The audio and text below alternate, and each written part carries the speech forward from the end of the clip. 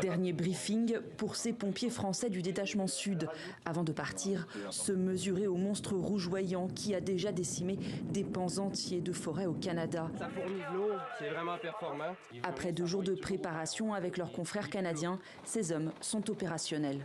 Cette préparation était essentielle, indispensable, incontournable. On ne peut pas travailler de la même manière que chez nous compte tenu de l'environnement qui est totalement différent.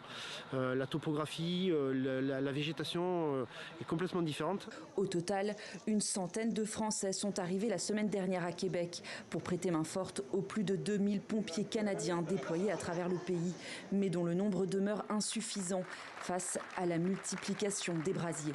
L'arrivée massive de pompiers français va être très salutaire parce qu'on va pouvoir éteindre certains feux, aller agir sur certains feux qui sont critiques, donc ceux qui sont près des communautés en ce moment, mais aussi pouvoir adresser ceux qui courent librement en ce moment, qu'on n'a pas pu éteindre encore puisqu'on priorisait la protection des gens des communautés. 416 feux actifs, dont 203 hors de contrôle, sont actuellement recensés sur l'ensemble du pays.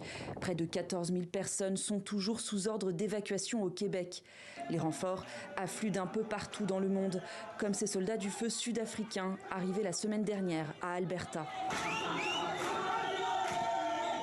Au total, près d'1 millier de pompiers étrangers ont été dépêchés, des bras supplémentaires indispensables alors que le combat contre les flammes est loin d'être fini.